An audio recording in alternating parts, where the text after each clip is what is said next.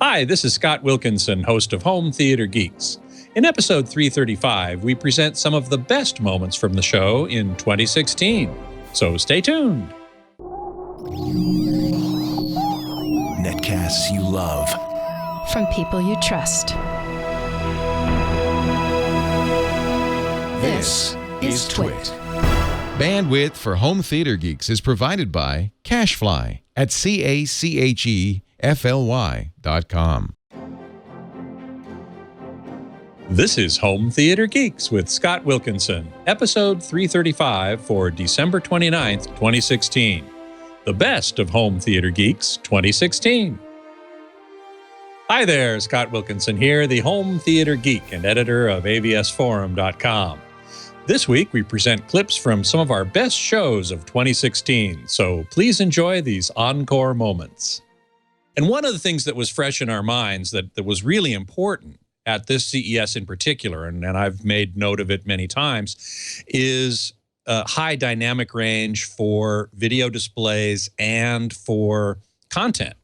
I've said for a long time now, a couple of years, that Ultra HD TVs with more pixels might have been a bit premature. I've said that the manufacturers maybe jumped the gun a bit because just adding more pixels without having other aspects of improvement, offers a marginal benefit.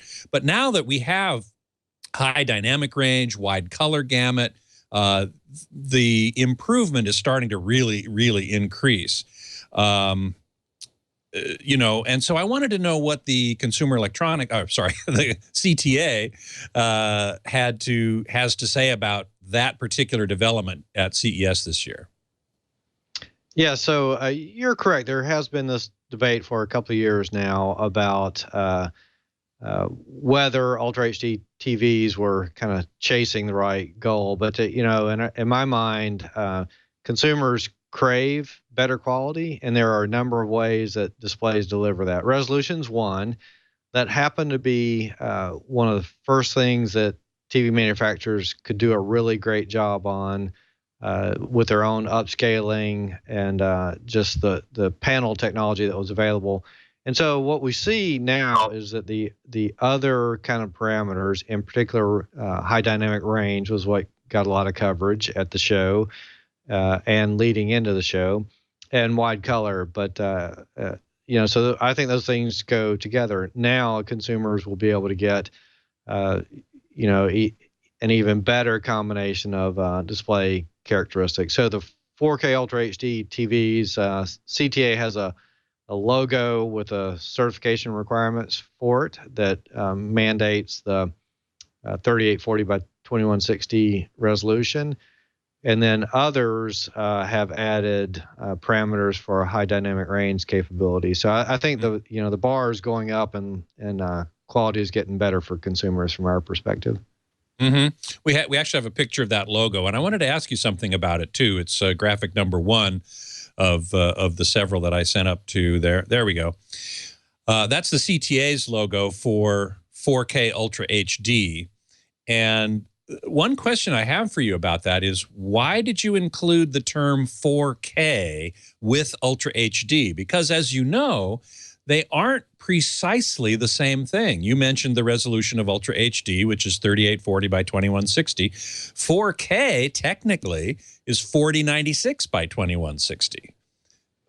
So I'm curious to know why you combined those two into that logo. Yeah, so there was we had a lot of debate. Actually, CTA, when we worked on just the name, before we even had a logo, we worked with the industry, and this goes back actually to 2013, if you can believe that. We wanted to get some consistency around a name that consumers would see, and we tested different variations, and Ultra HD or some flavor of that tested the best with consumers. You probably know, or you might know that. So 4K kind of came out of the studio and theatrical side. So that preceded TVs that were achieving this new level of resolution. It just happens that the next sort of step up for TVs, if you look at 1080p full HD. Now you double that and double each dimension, you get 3840 by 2160. So the 2 times 1080 is where you get the 2160. The 4K ties it together with the digital cinema world, where 4K was used from kind of the Hollywood side, and the theaters that had been converted to digital cinema were 4K. And that's kind of the format that the production side used. So the 4K Ultra HD ties it all together. I see. Okay, I was a little concerned that, you know, a lot of TV manufacturers would refer to their TVs as 4K, perhaps because it's sexier, shorter. I don't know. You know, a higher number. But it does make some sense to me now that you're mentioning this to sort of identify where it comes from. It comes from the theatrical side of things. And a lot of companies still use that term, even though what they're really talking about is Ultra HD. So I guess you've covered both bases there. Correct. I mean, if you use the legacy of the content is 4K. That's the way the production people think about it. And the way it's rendered to consumers is the Ultra HD portion. So tying the two together is the 4K Ultra HD. And getting back to high dynamic range, or HDR, for a moment, what took us all so long to get there, to get where we finally got to this couple weeks ago at CES? Yeah, so maybe this is similar to the preceding discussion. You know, things have to move. The content side and the display side has to move together to some extent. So, you know, the truth is content was mastered in fairly low dynamic range for a long time, and that's in part because our whole heritage goes back to movies, and projection just was not very bright. You don't get a lot of contrast. You don't get a lot of dynamic range. So that's right. In a commercial cinema, up until recently with Dolby Vision, it's worse even than home video has been for a long time. Yes, correct. So TVs have been able to do more dynamic range than content was mastered for a long time. And so it takes, you know, some willingness and some technology capability.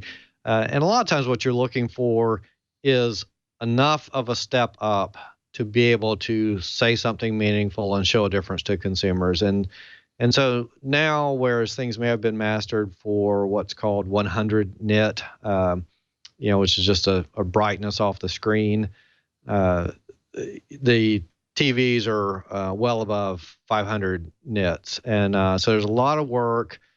There's also a bunch of technical detail that has to happen. What you don't want, one of the bad outcomes, is if content is created with one being mastered for a certain dynamic range, you pass that off to a TV that doesn't know that it's not the standard stuff, and then you get a bad outcome because the TV is mapping the video to the wrong space, so to speak, wrong dynamic range. So things will be bad. So there had to be a lot of agreements in the industry and some standards that were worked on to get us there. Right. And maybe the technology piece is that the panels are getting brighter or really should say more efficient. So just being brighter by itself, you know, I suppose you could, you know, like many things, if you spend enough money, you can get there. Sure. But it has to be cost effective, and you need to do it efficiently because TV manufacturers are also concerned about power consumption. So that's part of what's happened, is being able to make a bright enough screen in a flat panel that's thin and appealing to consumers, and to do it with good power efficiency. Well, certainly one of the big announcements, I think the biggest announcement in my world at CES, was from the UHD Alliance, which is a consortium of companies, both TV manufacturers and content companies, studios, and even distribution companies like Netflix, all came together and hammered out a standard for Ultra HD, high dynamic range, really, and wide color gamut. In fact, somebody in the chat room, I think it was JJ to the 4884, was asking about UHD Premium, which is the name that they gave to this particular standard. And I think we have a slide on that. It's actually out of order, number 5. Let's take a look at that. And how was the CTA involved in that process, or were you? Yeah, so the Ultra HD Alliance is its own group of companies. We have a liaison relationship with them, so it's probably not surprising that our members are also members of the Ultra HD Alliance. And we had our already existing definition for Ultra HD, 4K Ultra HD that we just talked about. Now, CTA's existing definition and logo requirements were built around resolution. When we did that, there were not agreements on high dynamic range yet. In fact, not even HDMI really didn't have a standardized way of transferring that HDR metadata, the extra information you need. So we have coordinated those conversations by, just exchanging as we've continued to work on definitions. So we knew that the Ultra HD Alliance, they said at the previous CES, they announced that their formation and stated they wanted to work on a premium specification. So, I mean, that's the key. They built it right into the name, which is a premium viewing experience. And to your earlier point, it addresses more than just resolution. So it's high dynamic range and wide color. So it's a full rendering spec. And it also, as I understand it, includes immersive audio, though that wasn't talked about very much. Yeah, so I think they wanted to encompass the whole the whole experience. That was true from the very start. And I think this also reflects the fact that the content companies like Fox were involved, and so it was a partnership between content and display manufacturers. And I mentioned the word rendering, so that's one of the key aspects. Is they there's interoperability kind of standards which say this stuff works together. In other words, the input of the TV can handle certain signals or whatever. In this case, they wanted to say that the picture and the audio that the consumer experiences meets a certain quality. So we think of that as a rendering specification. Now, the CTA recently published its own high dynamic range standard. How does that integrate with or relate to the UHD Alliance UHD Premium standard? Yeah, so we did our work slightly ahead. So I think we released ours in September of last year, and it attacks actually the interoperability problem we were talking about. We knew there would be HDR TVs coming out on the market. We knew they'd be announced through the fall and especially at CES, and we wanted to be able to say that when CTA talks about an HDR compatible TV, we mean the following, and that's what our definition's about. So it's about, it specifies what an HDR compatible TV needs to be able to handle on the input, and we're silent on the rendering capability, and that's sort of left to things like the Ultra HD Alliance and their premium specification. So, Michael Abbott, audio coordinator for the Grammys and other shows as well. You work on a lot of other shows, which we'll talk about in a bit. But I'd love for you to describe for me the signal path, more or less, from the stage to someone's home. And I have some photos that might be able to help illustrate this. But it goes through a bunch of different stages, doesn't it? Yes. You hear me? Yeah, there you go. Yep. Sorry about that. Yeah, we use for the analog paths Whirlwind W4s for the main stages between A and B stage. That goes into a ATK proprietary audio line level splitter. It's a 4-way split that provides the splits to, as I mentioned earlier, the Digico stage racks for the front of house, all the in-house hardware. It goes into the Grace preamps for the Music Mix Mobile, And then it goes into the Hydra boxes for the CalRac consoles for the production truck. At going along the broadcast chain. I'm sorry. Hang on a second. I have a picture. I have a picture of an audio station that I wasn't quite sure what it was. If we put it up here, you can see, and you can tell us where this is in that chain. That is the hub of the show for audio. What you've got there is the A and B stages. You've got the production mics. Each of those 5 splitters are 56 pairs. And what will happen is we have a lot of submolds that come from the dish, downstage thrust, specialized places, locations within the stage where they do intros and tosses to commercials and what have you. And what we try to do is not hot patch things, but inevitably there is some cross patching that occurs. So those 5 splitters on the bottom are all the splits that fan out to the various Digico, CalRac, M3 preamps. The top 3 pieces in the middle there, those are the CalRac Hydra boxes, and those all go to the Summit Denali truck that provides all the production mixing.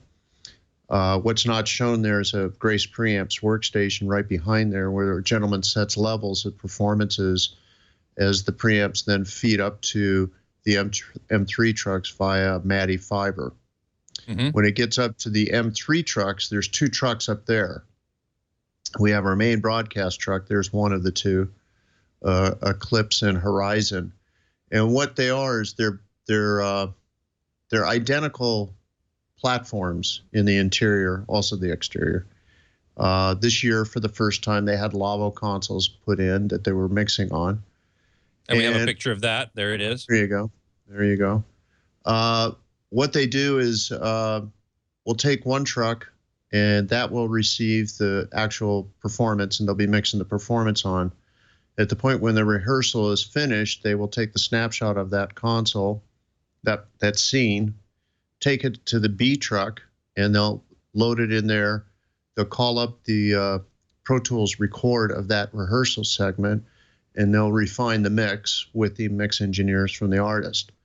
Then they'll return that mix, the console platform snapshot, back to the main truck and put that in a snapshot scene library where they'll recall the mixes as we go through the dress rehearsal. Those mixes are then fed down 5.1, down the fiber and AES and analog as a backup, down to Summit, which then Summit, Tom Holmes, the production mixer, composites audience mics. He handles all the production aspects, LL Cool, announces. We have an offstage announcer. Mm-hmm. The pop-up mics, the Shep's pop-up mics, where they do the awards and the acceptances, and also the audience reactions. He's got, I believe, somewhere between 12 to 18 audience mics in the audience for reactions from the audience. And I think I have a picture of the audio broadcast room, which is, I think, the room you're talking about. We're going to skip a couple of photos. Here it is. Yeah, that's Summit's audio booth. That's an Alpha. I'm sorry, that's an Apollo console. That's fairly new in that truck as well. This year we are fortunate to have some new consoles for our broadcast. Very powerful platform, that, and basically it's almost virtual in terms of the amount of I/O it has. I won't quote the I/O, but it's over 1600 by 1600. Wow. Input and output sources. Yeah. And again, inside the truck, MADI is the go-to path for the various signals being routed through the truck to transmission, to tape machines, to EVS playouts. Right there, if you hold that framing on the top right, that little credenza with the panels with buttons, that is the Evertz router, which we typically, what we'll do is we'll assign sources to those router destinations, and that way people within the truck can call up a click track or an EVS playout machine or any number of elements. And there's gentlemen that just are in the B unit of our 2 trucks there that are doing nothing but programming all that connectivity. So it's thousands and thousands of IP addresses. Wow. I saw in the some of the stats that I got that there were over 400 microphones used altogether. I mean, that's I would say it's at least 400 mic sources and or line level DIs, direct boxes. Yeah. Mm-hmm. Mm-hmm. The average is probably 24 to 30 times 20, so maybe that's 600. It for me, it changes every day. I send out at the top of the day, I send out revisions that the creative process forces as we come, when the artists are, before they get on site, they send us their tech details and I publish them and put them into a book. But as the day before they get there, maybe it changes 3, 4, 5, 6 times. And my job is to keep it all up to sync, up to what it currently is, and download to the 40, 50 people that need this information in a timely manner, because we're on a very tight schedule for production rehearsals. Yeah. What about wireless? You see an awful lot of wireless mics up there, and there must be, I think the stats I read said something like a couple hundred wireless channels, not only for microphones, but also for wireless in-ear monitors and so on. I mean, how do you manage all that RF traffic? That must be a challenge just in and of itself. Well, we're lucky to have a company here in Los Angeles called Soundtronics, and David Bellamy and his son Jason are the two principals with the company, along with the staff that comes on the show. And I work with Dave in advance of the show. We've been using pretty much the same structure of number of microphones. We're at, I believe it's somewhere in the neighborhood of 48 plus, maybe 50 microphones that are RF. And those are split amongst Audio-Technica's frequencies, Sennheiser's, Shure's U-Series, and the Accent series. And then this year we also had the Sennheiser 9K. 9000 series for a couple acts. And those all use different frequencies? Well, they have to by nature. They have to, obviously. And then right. we also have intercom, which is another 300 frequencies. I don't have that number off the top of my head, but it's a lot. and now we're getting into aerial video systems, which provide steady cams, RF steady cams, which work in the, I think it's 5.1 gigahertz. We also have, I'm sorry, maybe 2.6. I'm quoting off the, some of these frequencies shift between the different venues. We also had CBS BehindTheScenes.com using a wireless system at 5.1. And Lady Gaga had 5.2 with her Intel technology that she brought in. You also have Wi-Fi. A couple of years ago, we had an act that was using Wi-Fi for telemetry for their rigging, and they didn't mention it to anybody. And 8 o'clock, they came into my office and said, "Our rigging isn't working." And I said, "Audio," and they went, "We know, but we don't know what to do." And I said, "Well, tell me about it." And they explained what they were using. And what had happened is Verizon, who provides the wireless repeater in the room, at 8 o'clock, they fire that unit up and it's suppressed. It's like an IED suppressor. It just shut down all the ancillary Wi-Fi in the building. So we were able to get a hold of the Staples IT, had them shut that off at a commercial. The artist Wi-Fi telemetry then worked. We shut it off during the performance and fired it back up. But it kind of I mentioned that because it gives you the idea that across the board with technology and with performance and what the two disciplines are doing and using, a lot of elements to take into consideration. And when you get into 300-400 frequencies, Soundtronics provides these proprietary Phoenix antenna systems, which they utilize multi-arrays throughout the room, because we don't know where performances are going to take place. We're told that, prepare for anything. So and plus, if you got a wireless mic and a wireless monitor system, and you're running around, as a lot of these artists did, I can imagine. I left out the wireless EMs, and there's wireless instruments. We have acoustic guitars that are wireless out of the dish. Yep. So it's a matrix that I put together with Dave Bellamy and his team, and Steve Anderson, the gentleman that was in that photo by the split racks. We all work together in scheduling microphones so that we're able to have, let's just say in the number of 32 performance mics, we stagger them throughout the show by the hour so that there's no overlaps within an hour of the body of the show. No two frequencies get used twice. That's interesting. That's a very good way to do it. Yeah.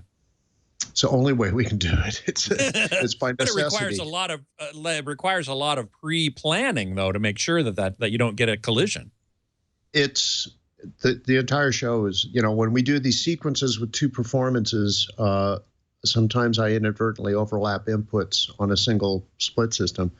So what we'll have to do is we'll have to reassign those inputs so they don't overlap between a performance. But not only that, the mixers have to build DCAs or faders, master fader scenes between these two performances so that they can segue within one snapshot.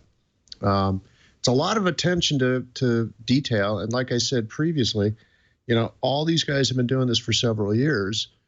And we've got the machinations down, but it's constantly a sliding dynamic scenario that up to a couple of days before the show, they flip-flop 2 acts performances into different slugs in the schedule, the rundown.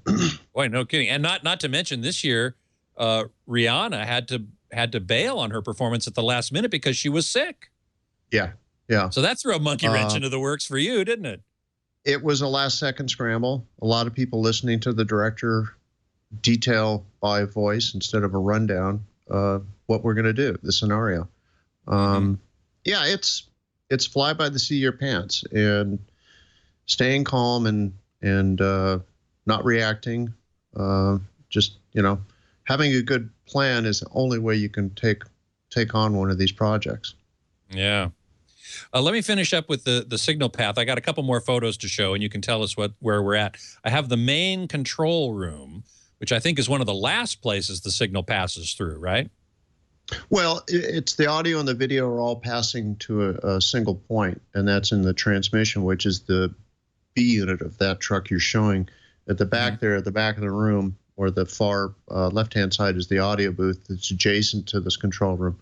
But those two signals are all muxed together, and they're embedded into, for transmission, a phase-aligned embedded 5.1 native signal. It's a discrete signal that's sent as a single path with the audio and video muxed together. We don't use metadata with the audio. It basically goes to New York where it's de-embedded, and actually the transmission path is wide-ranging. There's a path that goes to Television City at CBS down in LA, off of Fairfax and Beverly, via fiber. There's a signal that goes fiber directly to New York. There's some uplinks paths. There's satellite uplink. So there's a picture of the satellite uplink. That's one of I think 3 satellite trucks that are there on site. There's the international feed, which is also satellite. There's even a telephone, which is a catastrophic backup in case there were failure across the board of a signal. So at least you could send the whole thing over telephone wire.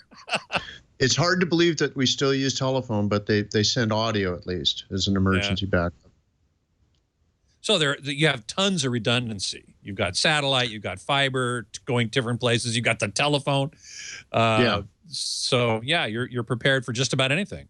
So first of all, Leo, I want to thank you for giving me this opportunity all those many years ago. It's among the most fun things I do professionally, really. And I really, really appreciate being a member of the Twit family.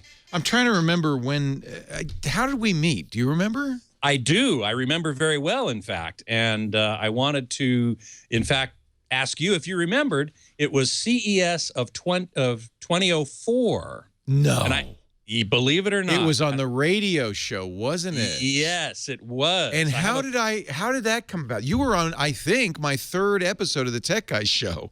Yeah. You had a radio booth set up in Central Hall. Yeah.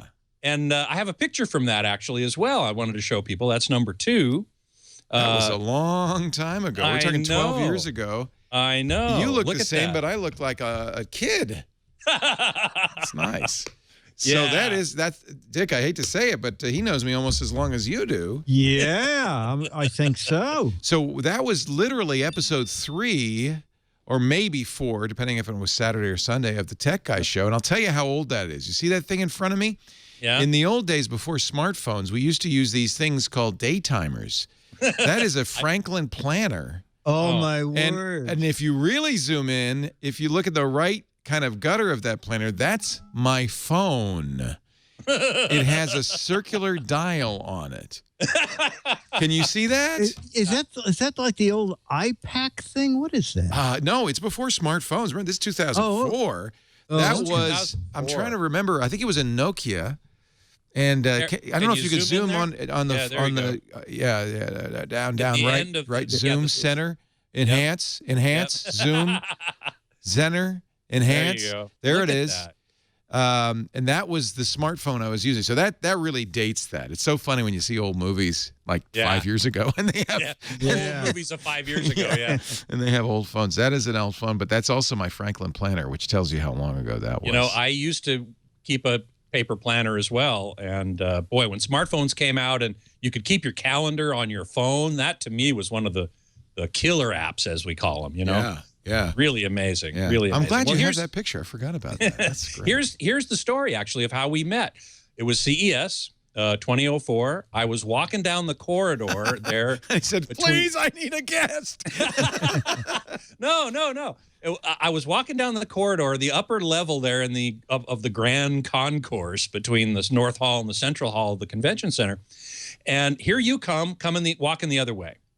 And I recognized you from your days at Tech TV because I had been watching the Screensavers and Call for Help. And so here's Leo Laporte. So I immediately, being who I am, stuck out my hand and said, Leo Laporte. That's nice. My name's Scott Wilkinson. So nice to meet you. I'm a big fan. And I was still on Tech TV when that picture was taken. We were still doing the new the old screensavers. Oh yeah, Call for Help. They weren't sold, and I didn't leave the station for a few months after that, till April or May of 2004. Yeah. 2004. There you go. So you asked me what was I doing at the show, and I said, well, I'm a journalist. I'm covering the show. And you said, oh, you want to be on my radio program? I think I was. Not to knock you in any way, but I was very glad to get somebody who could talk about TVs there. Yeah. Although, what kind of TVs were we talking about in 2004? Well, that's the question, isn't it? I mean, high definition was the thing. It hadn't been around that much. At that point, I think high definition first started broadcasting in like 1999, maybe, but there were only a few people who had them. So there were a lot of people still with CRT TVs. Yeah. I know we had, in 98, we had a plasma flat screen at Tech TV. It cost $10,000, and I think it was 50 inches. Yes. And by the 6 years later, it was so burned in, the Tech TV logo, because plasmas really had that problem in those days. So they were around, but they were really kind of priced out of the reach of normal people. That's right. That's exactly right. And it was probably a Fujitsu. They were among the first. I think it was, to bring out a plasma TV. Yeah. And plasma TVs now, only this much later, are completely gone. No one makes them anymore. That's a sad thing. It is kind of sad because it was a great technology. Well, but really now if you look at OLEDs, right? I mean, they're so good. Yeah. But even OLEDs have a slight disadvantage in terms of what's called motion handling. You can still see some motion blur in OLEDs because they're not instant. The response time isn't instantaneous. Well, the response time of the OLED cells is virtually instantaneous, but the way that they create the picture frame by frame is a technique known as sample and hold. And basically that's the same as LCD TVs. Right. They put up the frame and they keep it there for the entire frame. And so that causes things to blur when they're moving on the screen. Plasmas used something called I forget what the name of it now, but they flashed the frame on the screen like 10 times per frame. And that is not unlike double and triple flashing in a commercial cinema. So that actually helps sharpen things up. And LCD TVs do that now with backlight flashing. So we're trying to kind of get back to where plasma was to begin with. And why OLEDs don't do this subfield drive is what it's called, subfield drive. Why they don't do that, I don't know. I have to look into that technologically. But anyway, so there we were. You said, you want to be on my show? So I, of course, said yes. And I ended up coming down there. We talked about what I had seen and what you had seen at CES that year. And the rest is history. I am so grateful to have run into you that day that led to all of this, and now episode number 300. Twit didn't even exist back then. So you were a regular on the radio show, and then after doing the radio show, it probably wasn't regular right away, right? But not right away, no. But you did invite me to come up, and we did a couple of shows from the old cottage. Yeah. Remember the cottage? Yeah. Where I came up and you and I together did a full show, 3 hours of home theater stuff. Right. And at some point after that, you were going to be on vacation. You asked me to fill in for you. Burke just handed me the old headsets we used in the early days of this is not a joke of Twit. I bought these because I was told that these were the headphones that they used on NFL broadcasts at the time. And I thought, well, if you can use these in a noisy football game, you should be able to use these to do radio shows from. So for in the earliest days of the radio show, and then, by the way, it did not sound good. When I found the Heil PR40s, and that was about 2005 or 6, that was later. But that's what I think in that picture, this is what we're wearing. Could very well be. Sennheiser HMD 28013.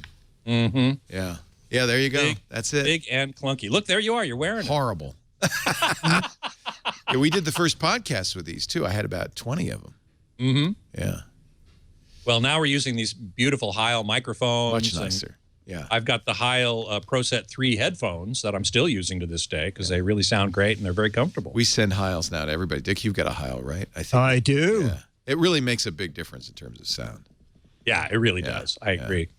I wanted to really have you go through some of the presentation that you gave, which really sort of covered the basics of what light field technology is and how it might affect what we do in terms of photography and videography and filmmaking and VR and AR and all the stuff that is hot right now. So let's start with the word light, shall we? It's a good place to start. Yeah. I mean, light field's really referring to all of light in a space, right? And so light is just photons, which are usually drawn up as rays of light, right? That move in straight lines, which is very convenient as it turns out. So for the purposes of a light field, we think of light rays as just filling a space, light all over the place. And a traditional camera is only kind of capturing some of them. A light field is actually trying to capture all of them. And depending on where you capture all that light, it kind of affects the kind of neat things you can do with that light field. Mm-hmm. So light is, as you say, simply rays of light moving in straight lines, randomly, all kinds of different directions. The phase of the light waves, probably it doesn't matter, or does it? It doesn't matter for what we're doing typically. There are people who care about phase and do interesting stuff with it, but no, generally we don't regard the phase. We think of it as just a straight line that connects 2 points, right? It's light emanating from a lighting fixture, bouncing off of a surface and scattering in all directions, or reflecting off of it. And then when you're observing it with your eye, the light rays that enter your eye are what form the image that you see, or the light rays that enter a camera form the image that the camera sees. But really all those things are doing is taking a small slice of this large light field. Right. And the characteristics of each light ray can be expressed in what you called a 5D planoptic function. Yeah. And I went, holy smokes! Yeah, it's not the most user-friendly term. It actually comes out of computer graphics. But the five-dimensional light field is a way of describing any individual light ray, right? And so if you want to think of a particular ray of light, You want to figure out a point in space it's passing through, which is a three-dimensional position, X, Y, and Z. And then you want to specify an individual ray. There's lots of rays passing through that point. You would then have to specify the direction that light ray is moving. So you have 3 dimensions of spatial information and 2 dimensions of angular information. So the entire function is 5-dimensional, which is kind of hard to wrap your head around. It's very hard to visualize, but in practice, that's how it works. We have a graphic up on the screen right now. I don't know if you have. Yeah, no, I can see it. It's still hard for me to visualize sometimes. Well, certainly 5 dimensions is hard to visualize. I have to tell you, the 2 angular dimensions kind of remind me of Star Trek. Of course, a lot of things remind me of Star Trek. But, you know, when they specify a course, you know, it's 125 by 829, or what, you know, not 829, but 239, we'll say, or whatever. So that's specifying 2 angles, presumably referenced to the galactic ecliptic or whatever. And this is kind of similar, isn't it? Yeah, once you've kind of got your point in space, you can do either, there's a lot of different ways to parameterize it, but you always need 2 dimensions to specify direction, right? So you can think of, in this particular graphic, you can think of as latitude and longitude, but there's other ways to parameterize those two directions. Mm-hmm. And so the problem really, it seems to me, to come when, if you're trying to describe a bunch of light rays in a room, they're going in all different directions. You know, you'd amass a huge amount of data in no time at all. Yeah, that's exactly the problem with light fields. And we see it actually in some of the earliest commercial examples of light field technology. There's a few companies working on it. Lightro's got a cinema camera that's very light field. They're doing different things with light fields, but the common thread for their professional products is it's got a huge amount of data. There's a company called Otoy that's doing rendered light fields, beautiful stuff. Also, similarly, they're tackling this data problem, because what you're really trying to capture fundamentally is a photograph from every possible location. And you can imagine, as you start to add up all those light rays from all those possible photographs, it's just a colossal amount of data. Yeah, exactly. We got a couple of graphics here to show kind of the scope of the problem. And the first one is actually a picture of a goat. Yeah, it's my favorite light field subject. Yeah, indeed. This is sort of an attempt to draw the light field bouncing off of a subject matter, right? So you can think the light coming into the scene is bouncing off of the goat, and then there's a bunch of observers who are staring at the goat. And the light rays that bounce off of the goat and happen to strike the observer's eye is what forms the image of the goat. But the key thing is there's light bouncing in every direction. Every possible view of the goat has some light reaching it. Right. So you could have an observer up in the sort of top up there where one of those little diagram eyes is, or in the middle, or at the bottom. And they'd all be getting light coming from slightly different directions. Right, exactly. And if you were to have a camera in each place, you could produce 3 different photographs from different perspectives, right? And so the location of the camera would be your XYZ, and then, you know, every light ray would be those extra 2 dimensions. So. Right, exactly. And then I think the next image we have is, tell us what this is. Right, so this is my attempt to say, okay, now imagine that we don't just have 3 cameras, we want to actually capture the entire light field. And sort of say, if you captured every single light ray that was passing through that space there, and were able to actually capture it and recreate it, you would be able to recreate the light field, which also implies you could recreate any view behind it. Right, and that in fact reduces the number of dimensions in the function that we were talking about earlier to 4, because you've eliminated the depth parameter, right? Yeah, and this is a subtle point. The key thing is that, so the light rays zipping all around require 5 dimensions to describe them, but because the light moves in straight lines, you can kind of tell when certain light rays are the same ray, right? That's slightly redundant. And so if you can capture a slice, a surface, and all the light that strikes that surface, you can continue tracing those light rays back, and you can find any perspective on the other side of it. In other words, if you sort of had another eyeball behind that light field there, as long as it was behind that screen, you could figure out which light rays would have created that image, and you can synthesize that perspective. That's fairly technical, but it's actually really powerful, and that's what makes light fields kind of worth thinking about, particularly for virtual and augmented reality. You know, this kind of reminds me of, in the audio environment, I don't know if you know much about audio, but there's a technique called wave field synthesis, in which you put a bunch of speakers and you can basically recreate the effect of a particular sound source anywhere, based upon a bunch of little waves coming from a bunch of different speakers.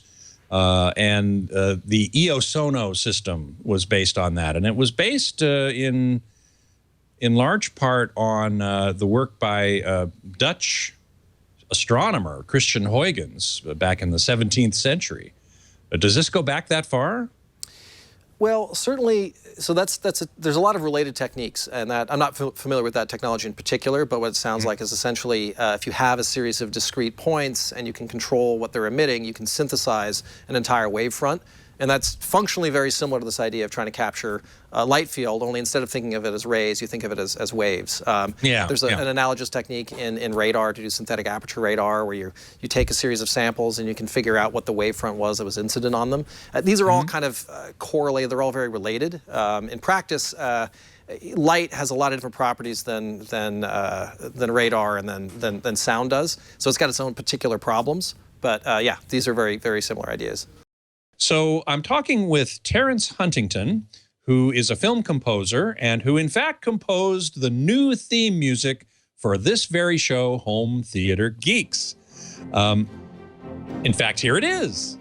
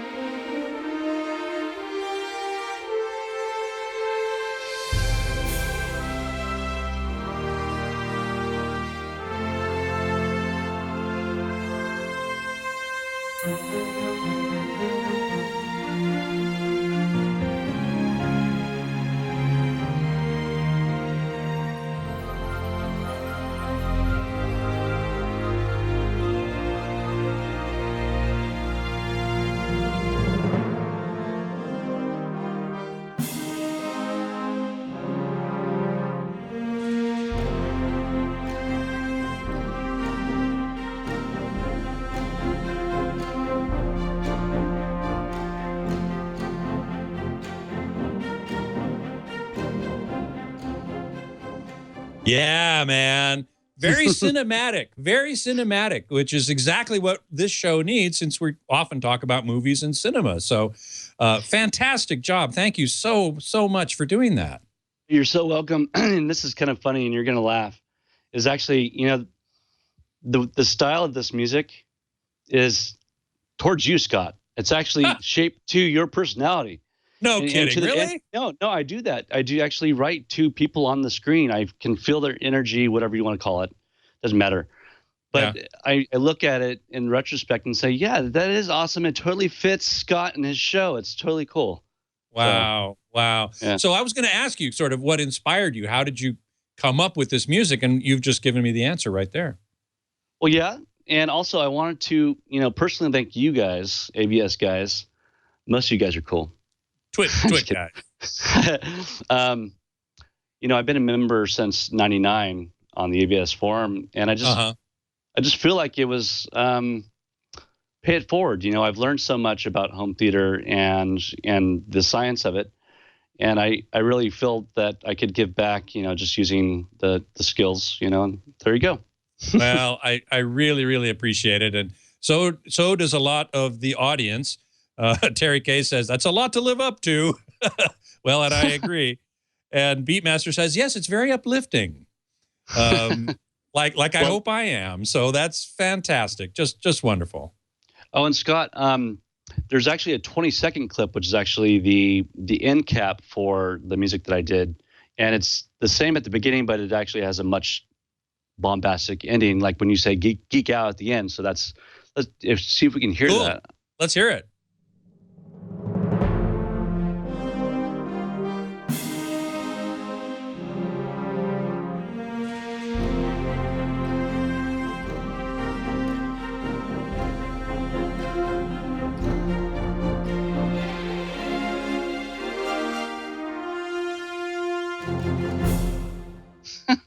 All right, man. That's so cool. That is so cool. I think I just geeked out with the conducting there, buddy. I was tempted to do that myself.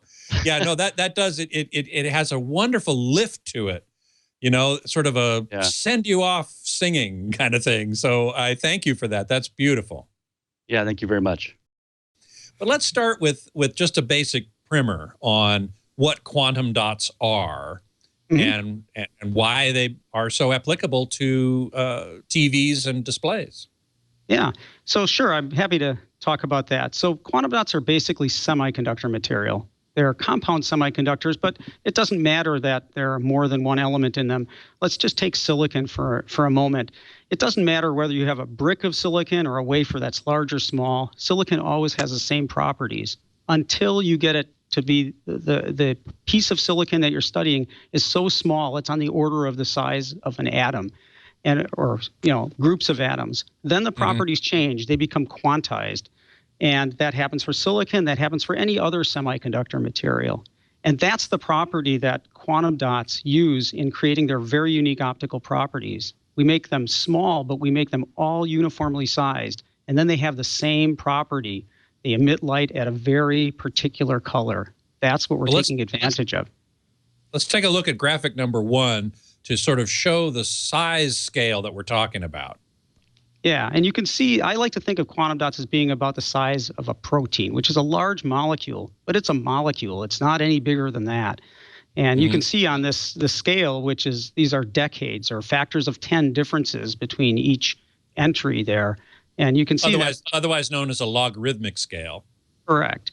Yeah, and you can see that it's bigger than like a water molecule, for instance, but it's smaller than molecules like DNA or entities like viruses. So they're very, very small.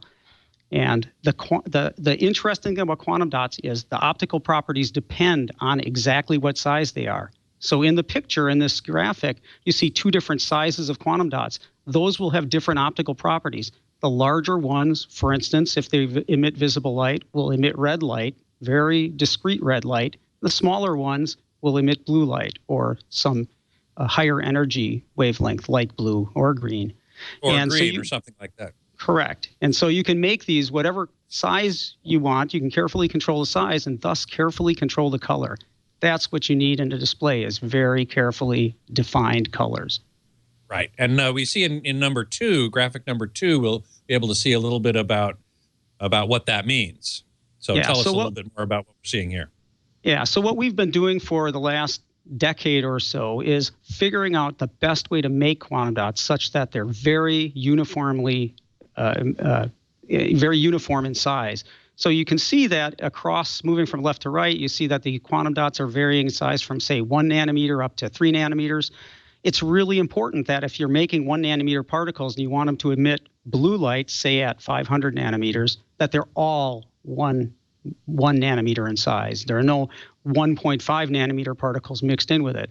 Well, that technology is really well developed now, and so you can make very discrete blue or bluish green or yellow or so forth particles. And that's what we're using in the QDEF film, is mixtures of different colors of these to create the color primaries that are needed to give really high definition color.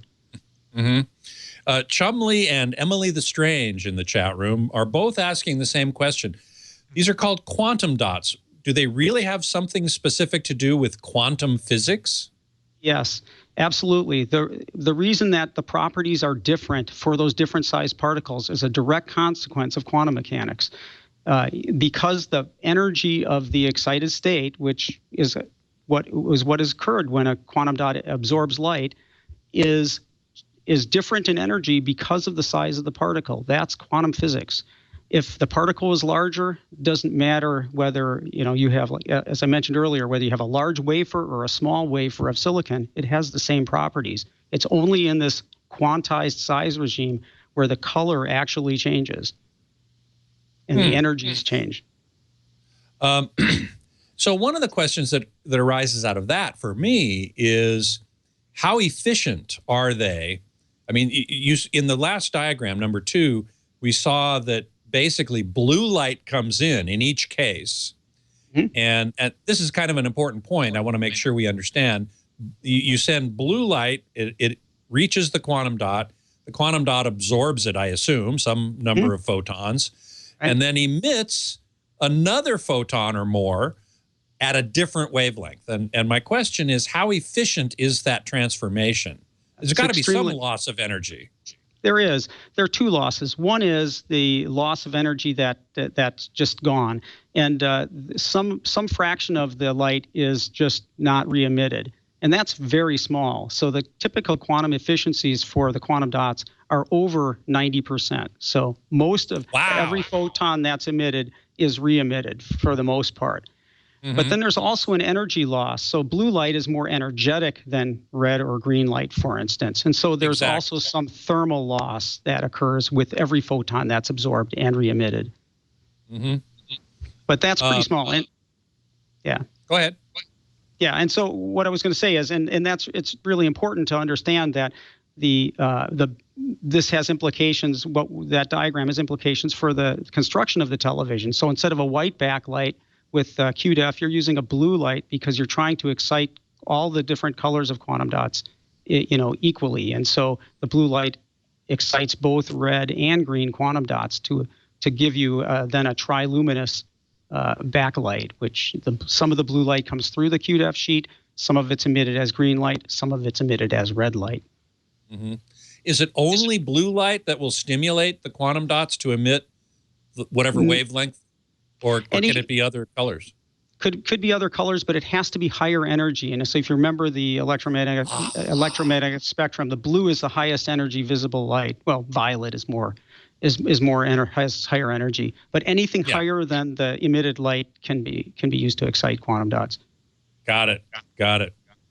So Lawn Dog, let's just make sure this is very clear. He asks in the chat room, so the size of the quantum dot determines its color.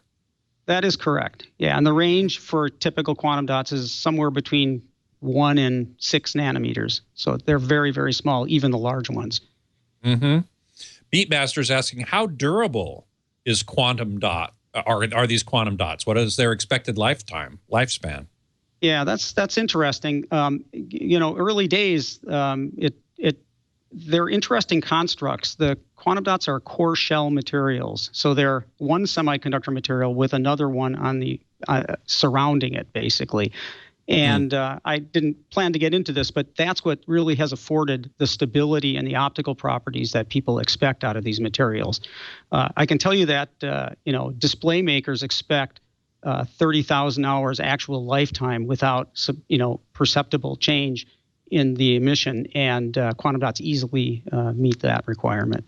Now we get to the crux of the matter. What you've been working on at Technicolor is something to address this problem in a really amazing way. Tell us the overview of what it is you're working on.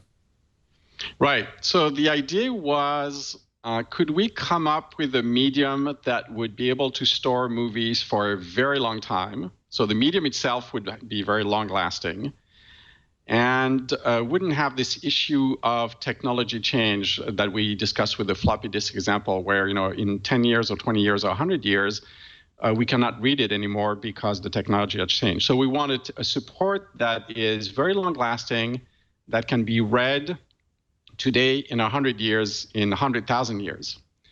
And that led us to looking at the support of DNA. DNA as in, the biological DNA that you heard about in your Biology 101 class, which is D-ribonucleic acid. Exactly. The blueprint of what makes every living thing what it is. Exactly. So DNA is very interesting for a couple of reasons. Number one, it sticks around for a very long time. You might remember stories that that we read about, where every so often we find a frozen mammoth in Siberia in some lake, and the scientists can then read the DNA of that mammoth.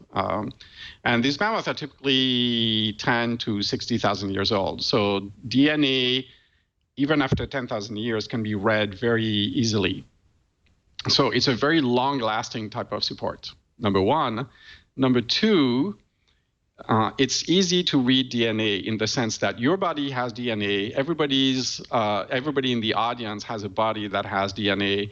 And there's tons of mechanisms that happens every second where DNA is actually read to produce proteins in your body. So there are enzymes in the body that actually read DNA. And as long, as long as there's life in the form that we understand it and that we see today, there will be ways to read DNA. So reading DNA, unless we all vaporize ourselves to nothingness, I guess, will always be something that will be feasible. So basically, it's future-proof. That's what I'm trying to say, is that it doesn't have that issue of, oh, the technology to read DNA will become obsolete in 10 years. It won't. I mean, unless, again, we go back to a level of technical sophistication that's much less than what it is today, we will be able to read DNA in the future. Our descendants and their descendants and their descendants will be able to read DNA in the future. So if I leave a piece of DNA in a little vial and I put it in a shelf and somehow this DNA encodes some movie information, then people in 100 years and 10,000 years will be able to read that DNA. I was going to say, yes, we will need to be able to read DNA as long as we are carbon-based life forms. Of course, if we approach the singularity, as Ray Kurzweil has called it, and we all end up being, you know, digital consciousness inside of a computer, that's a whole nother ballgame. But let's not even go there. What I think you're saying, and I think it's very interesting, is even though the technology to read the DNA might change over time, right? You'll get faster computers, you get faster machines, smaller, more portable, whatever. They'll still be doing the same thing, that is reading DNA. Right. Yeah. So really, that was the main, or these were the main two reasons for going for DNA. Number one, very long lasting. Number two, basically a future-proof technology in terms of ability to read what was encoded by us. And I would say a third point I would add to that might be the data density, which is incredibly high. We have a graphic, number one, that I want to show people here. And so here on the, well, you tell us what we're looking at here, Jean. Well, so this is a graphic that kind of summarizes what we've been talking about, right? So on the left column, you see the typical media that are used to store or archive content now. So with the celluloid film on top, magnetic discs in the middle, and optical discs at the bottom, and with their current lifetime, and then the DNA helix from biological DNA that, like I mentioned, has a lifetime of a minimum of 10,000 years. So what you're referring to now in terms of density is that if you look at the amount of information that is packed or that is encoded in DNA, and we'll come back to exactly what that means, but yes. The amount of information that is encoded in a cube of about a centimeter. So a centimeter is about a little bit less than half an inch. A cube of this would have enough space to encode the content stored on 13 million Blu-rays. So the density is like 10 to 100,000 to 1 million times larger than what you can achieve on tape or optical discs. Mm-hmm. And we see here 13 million Blu-rays. We also see 625 PB, petabytes, yes, which is an incredibly large number. It's a very large number, and these are kind of actual densities. That is, the theoretical density is much higher, but this is the density that we obtain in practice. So in practice, of course, we don't encode that much content. So it's really an extrapolation of the estimated density that we obtain currently, which is about a little bit less than a petabyte per cubic millimeter. So that's about what you end up with a cube that size. Yeah, this is really astonishing to me because, for example, I've been in the machine room of several studios, Sony, for example, and they have all this hard disk space to store all of their movies and the movie that they're working on and so on and so forth. And they've got a whole room, and it's got maybe a few petabytes of storage in it. Right. And that's a whole room worth. And as we said earlier, they're going to have to migrate that to whatever the next storage medium is in some period of time before those discs become unreadable. Right. Another thing we didn't talk about, actually, as you mentioned, the room, is that typically those rooms are climate controlled too. Yes, yes. Whereas DNA storage doesn't need to be in any kind of specific environment. I mean, it's better if it's dark and cold, like everything, but hot and sunny works too. So this DNA actually sticks around. It doesn't degrade like these other media we've been talking about for tens of thousands of years. As you said, right. the woolly mammoth example. I mean, they've gotten actually viable DNA out of Neanderthal specimens that are 30-some thousand years old. So, right. So 10,000 years is a pretty conservative estimate, the scientists tell us, in terms of how reasonable it would be to expect the DNA to stick around without much degradation. So let's talk about the process of making this movie called A Beautiful Planet. I imagine, well, one of the first steps was training the astronauts, and we've got a few pictures of that to show people.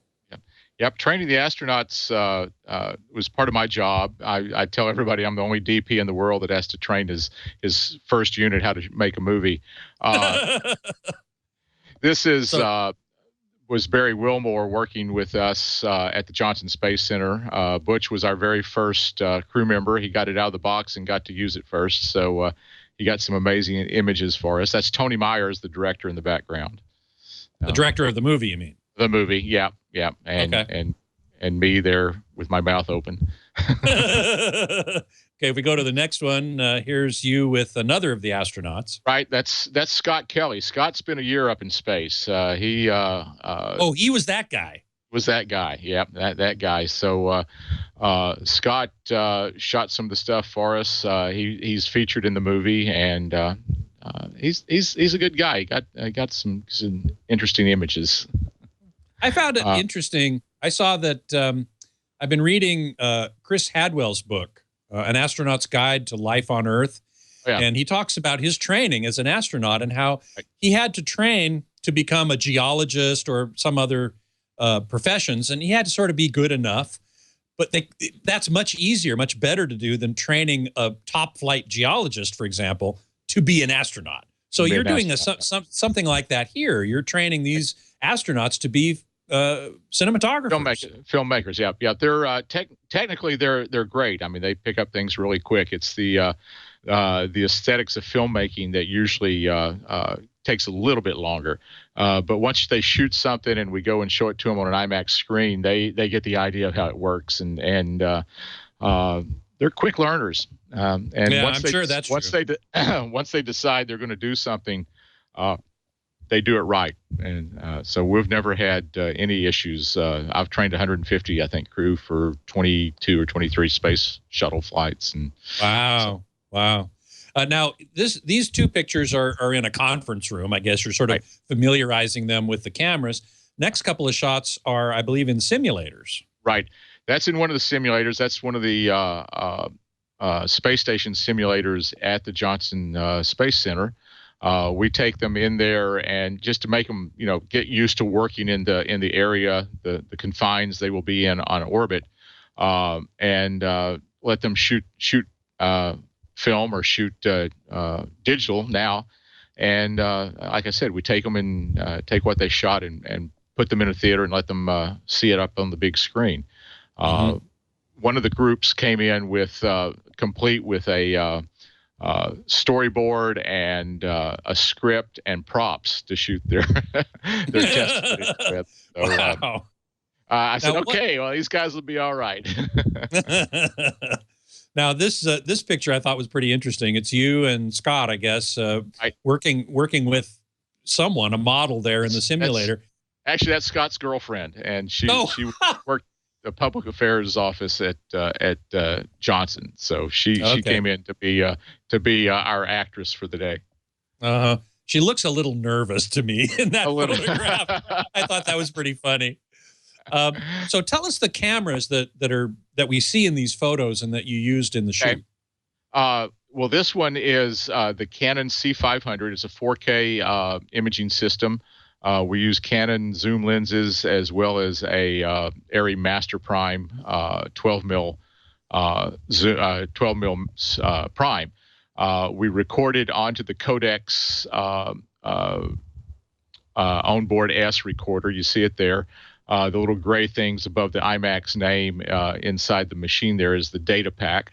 And that's a half a terabyte of material in that little package, and that's what came back to Earth to offload and then to make our film from. So everything that we shot inside the station was done with this camera.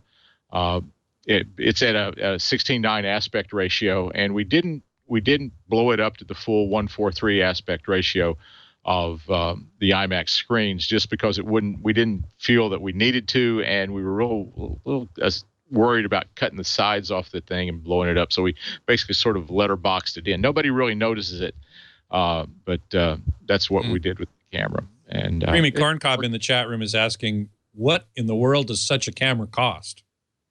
Well, that's a good question. Probably that outfit you were looking at there is somewhere in the neighborhood of I don't know, $30,000, $40,000, something like that, including the recorder, the storage, and so on. Recorder, the storage, the camera, the lens, not counting the tripod, because that's a 1G thing. Yeah, right. Okay, once you train these guys, they go up in space, and I have a few pictures of sort of life on the International Space Station, or ISS, that I'd love to show people. Here, for example, is an astronaut doing the Superman thing. Superman. That's the Japanese astronaut Kimiya Yui. And he was a great guy. He was one of our operators, and they got this great picture of him doing the Superman fly through the station.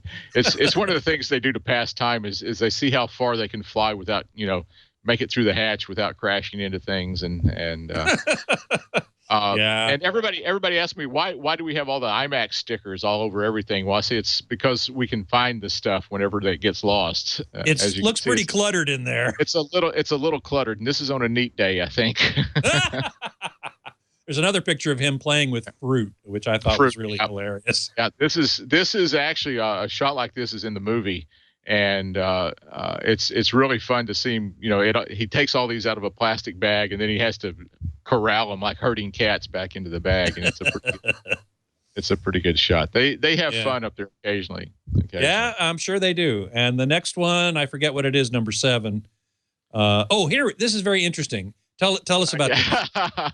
Well, you can see the IMAX, one of the IMAX cameras off to the left, but that's Butch. That's Butch Wilmore hanging out.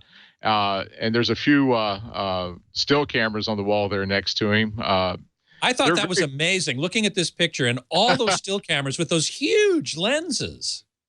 Yeah, those are left over from the shuttle days. They had to do after the Columbia accident. They did shuttle tile inspections from the station as the shuttle approached station. So they use those lenses to be able to get in and get tight on the shuttle to see if there's any tile damage.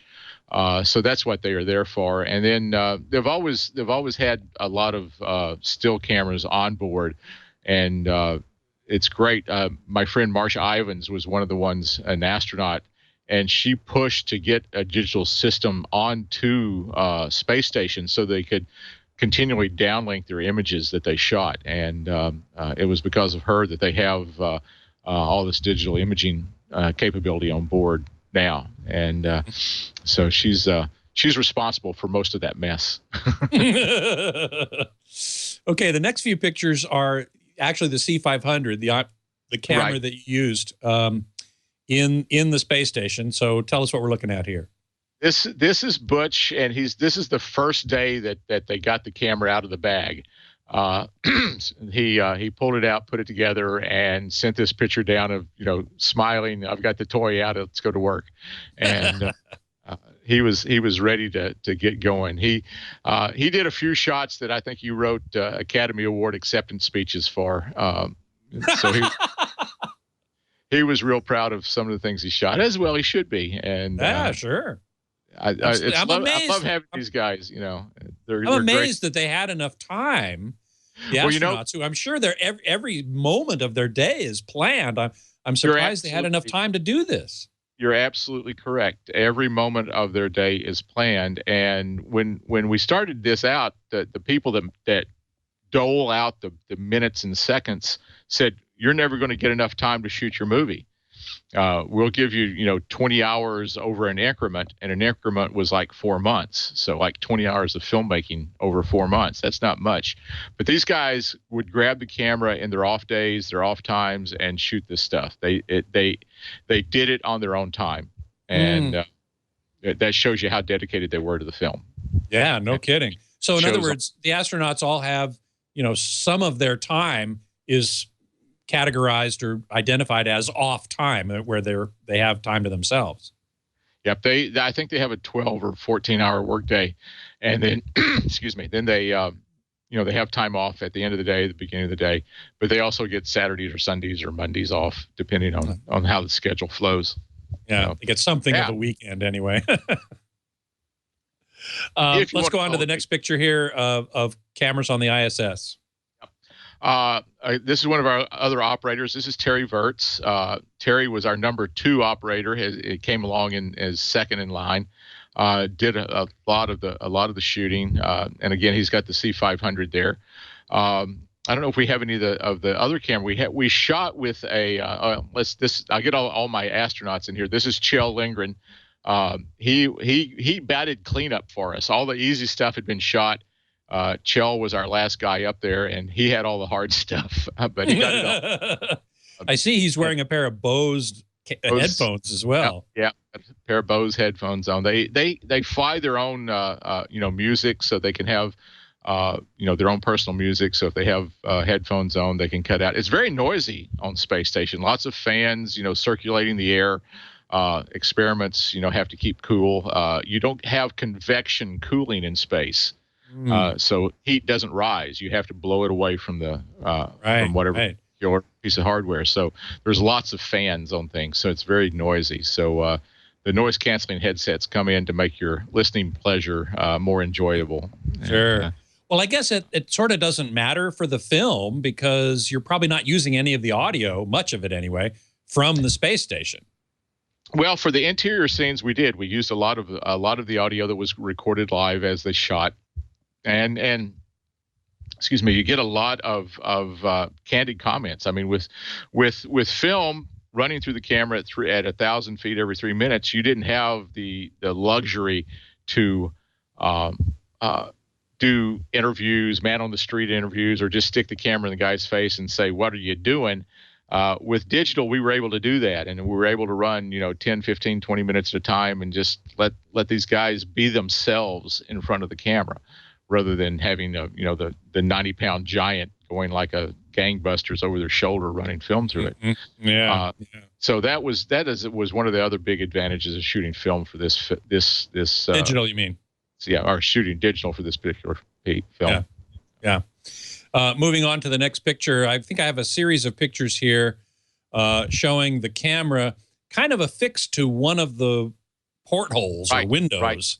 This is the cupola. It's a 7-window observation port that looks out on the Earth, 6 windows around the circumference, and then the window that you can't see where the camera is a big circular round, port they can shoot from. So they were able to shoot, targets coming at them, targets going away, and then targets as they pass right straight under them. The window 7, the round one, looks right straight down on the planet. So a lot of the stuff where we're looking right straight on the planet is shot from that window. We've got bogan arms. They just clamp the thing onto a hand grip somewhere with a bogan arm, and that's all you need. And I also noticed that you've got a cowl around the lens. Yeah, we have so that there's no ambient light can get in from the side. Absolutely, we have shrouds. We custom built these shrouds for the windows so that we wouldn't get any reflections, the crew members operating the camera or lights in the background or anything like that. So that was very important. The other thing we built was a bump shield. What these windows have on them, you can see the little orange tabs on all the windows there. That's part of what's called a scratch pane. NASA built all these beautiful, perfectly optically clear windows for this facility, but then they put 25 cents worth of plastic on each one of them to protect them, which is not optically friendly, and they're called scratch panes, and that's what they do is they get scratched, and they get nose prints, from astronauts sticking their nose up against the window. I sure would be doing that if I were up there. They were kind of nasty to shoot through, so we managed to again, Marcia Ivins went to the all the powers that be at the Johnson Space Center and says, we want to pull these scratch panes off, and we want to replace them with something that we can work with, that we can shoot through. And we came up with this bump shield, which was basically a big piece of plexiglass. It wasn't really plexiglass. It's something space rated cool, that had little windows in it, and you could set your shot up with through the plexiglass, and then you slide the little French door window things open, and you shoot through that opening through the beautiful optical glass that's all nice and clean. And then when you're done, you close them back up to protect it, and you get much nicer images. And so the astronauts like those so much. We built 2 of them. We left them on board for them, and they're cool. They're down. Here's another shot of the camera from an angle, and through one of the side windows, you can see the Soyuz. The Soyuz out there docked. Yep. You can read Russian, I can tell. Yep. Well, I happen to know what it looks like. So, but anyway, it's just fascinating. And what we did with this film, and we haven't seen any pictures of this camera yet, is we flew the 1DC, which is a still camera, and because it is a larger full frame sensor, it's the size of a standard 35 millimeter still camera frame. We shot what amounted to hyperlapse of the Earth going by at 4 frames a second, and brought those images down, and then interpolated the in-between images, and created 24 frame per second out of the 4 frame per second original material. It gave us a more IMAX-friendly aspect ratio, closer to the 1:43 aspect ratio. So that's the full screen images we get. And it being a 5K by 3.5K image, it gave us more resolution, which is what we really need for the distant shots for that fine detail in the Earth that we wanted to pick up. So all the images of the Earth are shot with still images at 4 frames a second. So that's kind of a real geeky thing. Hey, man, we're all geeks on this bus. I got to tell you that. Well, that's it for 2016. It's been a great year for audio and video technologies, and 2017 is shaping up to be even better. I look forward to talking about it with my friends from the industry, and you're invited to enjoy the discussion and even join in from the chat room. Meanwhile, you can find me at avsforum.com. You can email me at scott@twit.tv. And you can follow me on Twitter at @HTGeekScott and at AVS Forum. You can always find previous episodes of Home Theater Geeks right here at twit.tv/HTG and on our YouTube channel, youtube.com/twit Home Theater Geeks. We're dark next week. I'll be at CES conducting interviews with various manufacturer representatives about what's new in their booths, which we'll present on January 12th. So I do hope you will tune in for that. Until then, geek out.